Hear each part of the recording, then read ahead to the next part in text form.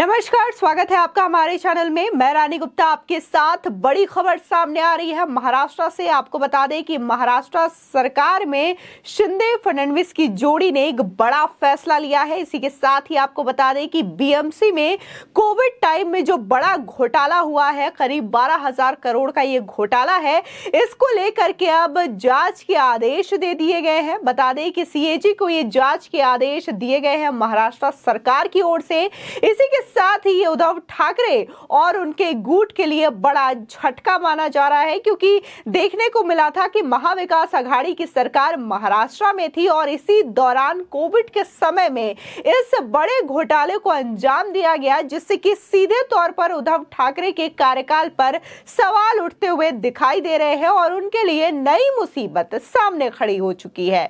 आपको बता दें कि महाराष्ट्र सरकार ने बड़ा आदेश जारी किया है। लगातार देखने को मिल रहा है कि शिंदे फडणवीस की जोड़ी एक्शन के मोड में है, एक के बाद एक कई ऐसे ताबड़तोड़ फैसले लेते हुए दिखाई दे रही है।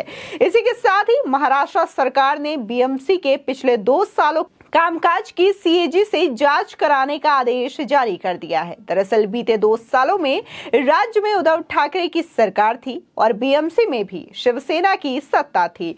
बीजेपी की ओर से बड़े भ्रष्टाचार का आरोप लगाए जाने के बाद सरकार ने यह कदम उठाया है। आपको बता दें कि महाराष्ट्र के मुख्यमंत्री एकनाथ शिंदे ने मुंबई महानगर पालिका के कथित भ्रष्टाचार का संज्ञान लेते हुए सीएजी ऑडिट के आदेश दे दिए हैं। ये जांच के आदेश मुंबई महानगर पालिका के 5 अलग अलग कथित भ्रष्टाचार के मामले में दिए गए हैं। मुंबई महानगर पालिका पर शिवसेना का पिछले 25 सालों से कब्जा है। बता दें कि कोविड महामारी के दौरान मुंबई महानगर पालिका पर शिवसेना उद्धव गुट का कब्जा हुआ करता था। आपको बता दें कि कोविड सेंटर घोटाला, बीएमसी की तरफ से कोविड सेंटर को चलाने और चिकित्सा सेवाएं को देने के लिए गैर पारदर्शी तरीके से ठेका दिया गया था। उदाहरण के तौर पर लाइफलाइन हॉस्पिटल मैनेजमेंट केयर को 5 सेंटर के लिए ठेका दिया गया था। जिस हॉस्पिटल को यह जिम्मेदारी दी गई थी वो 26 जून 2020 तक अस्तित्व में थी ही नहीं। इसके बाद ये कहा गया कि ये अपंजीकृत फॉर्म है। कोविड के दौरान करीब 100 करोड़ रुपए का ठेका गैर तरीके से दिया गया था। इसी के साथ ही बीएमसी ने 1568 रुपए प्रति शीशी के दाम पर रेमडेसिविर खरीदा और 7 अप्रैल 2020 को 2 लाख शीशियों के लिए ऑर्डर दिया। उसी दिन महाराष्ट्र सरकार के हाफ कॉइन इंस्टीट्यूट ने रेमडेसिविर शीशी 668 रुपए प्रति शीशी और मीरा भयंदर नगर निगम ने भी रेमडेसिविर को 668 रुपए दाम पर खरीदा। गहन जांच में यह पाया गया कि बीएमसी का सप्लायर के साथ मिलीभगत था, जो कि एक भ्रष्ट काम में शामिल था। इसी के साथ ही अलग अलग कोविड सेंटर पर सामानों की खरीदारी के लिए सहायक आयुक्त को वार्ड लेवल पर भी एक्स्ट्रा पावर दी गई थी, जो बड़े पैमाने पर भ्रष्टाचार में लिप्त पाए गए थे।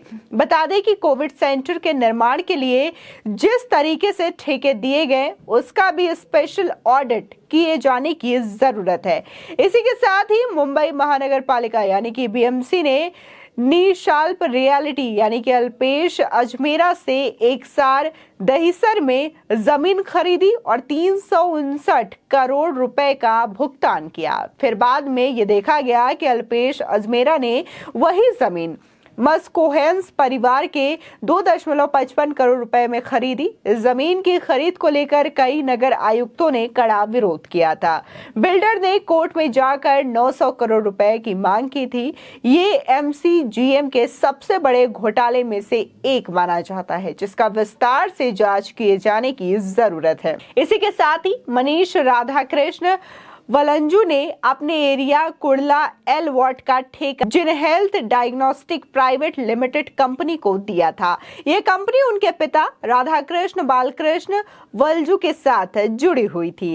अनुभवहीन कंपनियों को किसी राजनीतिक नेता या बीएमसी अफसरों से जुड़ी हुई थी, जिसको गैर तरीके से अलग अलग वार्डों में RSCPCR कोविड के टेस्ट का कॉन्ट्रैक्ट दिया गया था। इसी के साथ ही महाराष्ट्र के मुख्यमंत्री एकनाथ शिंदे ने बीएमसी के कथित भ्रष्टाचार पर कैग ऑडिट की जांच का आदेश दे दिया है, जो कि सीधे सीधे पूर्व मुख्यमंत्री उद्धव ठाकरे के कार्यकाल और उनके कामकाज पर बड़ा सवाल खड़ा करता है। गौरतलब है कि बीएमसी पर उद्धव ठाकरे गुट की शिवसेना काबिज रही, तो वहीं कोविड काल में लिए गए फैसलों को लेकर एक ग्रुप उद्धव ठाकरे को बेस्ट सीएम का तमगा देकर ढोल भी पीटता रहा था। लेकिन जिस तरीके से बीएमसी में देखा गया कि ये जो तमाम घोटाले हुए हैं उसको लेकर के अब सीएजी को रिपोर्ट सौंप दी गई है और शिंदे सरकार ने इसको लेकर के जांच के आदेश दे दिए गए हैं। आपको बता दें कि महाराष्ट्र में कई ऐसी चीजें हुई हैं जिसको लेकर के लगातार मांग की जा रही थी कि इसकी सीबीआई जांच होनी चाहिए, इसकी जांच सेंट्रल एजेंसीज के द्वारा होनी चाहिए। और अब जब से देखने को मिल रहा है कि महाराष्ट्र में सत्ता परिवर्तन हुआ है, शिंदे फडणवीस की सरकार वहां पर है, यानी कि जिस तरीके से लगातार उद्धव ठाकरे के द्वारा जो फैसले लिए गए थे उसको लगातार ये सरकार पलटती हुई दिखाई दे रही है। देखने को मिला था कि कैसे जो पुराने केसेस हैं उनको सीबीआई को ट्रांसफर कर दिया गया। इसी के साथ ही अब सीबीआई को यह भी छूट दे दी गई है कि किसी भी जांच को लेकर के, किसी भी तरीके के केस को लेकर के अब महाराष्ट्र गवर्नमेंट से परमिशन लेने की जरूरत नहीं है और वो किसी भी तरीके की जांच महाराष्ट्र में जाकर के पूरी कर सकते हैं। हालांकि इसको लेकर के पहले उद्धव ठाकरे सरकार में रोक थी, महाराष्ट्र जाने से पहले सीबीआई को बाकायदा महाराष्ट्र गवर्नमेंट से परमिशन लेनी पड़ती थी, एमवी सरकार से परमिशन लेनी होती थी, लेकिन अब इसकी कोई जरूरत नहीं पड़ने वाली। इसी के साथ ही देखने को मिला कि पालघर साधु हत्याकांड, जिनको मॉब लिंचिंग हुई थी, उसकी भी लगातार सीबीआई जांच की मांग की जा रही थी। देखने को मिला कि जब महाराष्ट्र में शिंदे सरकार बनी तो शिंदे सरकार ने यह फैसला दे दिया कि पालघर में जो साधुओं की मॉब लिंचिंग हुई है उसमें भी सीबीआई जांच करेगी। इसी के साथ ही यह देखने को मिला कि लगातार सवाल उठाए जा रहे थे बीजेपी के द्वारा कि बीएमसी लगातार 25 सालों से शिवसेना के अंडर में है, शिवसेना का शासन है, ऐसे में कई बड़े घोटाले इन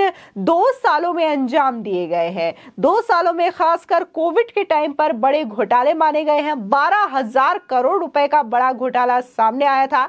इसको लेकर के बीजेपी के अलावा कई लोगों ने भी आरोप लगाए थे और कहा था कि इसकी जांच होनी चाहिए, लेकिन शायद ये उद्धव ठाकरे के रहते हुए संभव नहीं था। लेकिन अब महाराष्ट्र में जब सत्ता परिवर्तन हो चुकी है तो इसको लेकर के पूरी तरीके से निष्पक्ष जांच का आदेश महाराष्ट्र गवर्नमेंट की ओर से सीएजी को दे दिया गया है, जिसे साफ तौर पर माना जा रहा है कि अब उद्धव गुट की शिवसेना को यह बड़ा झटका लगने वाला है।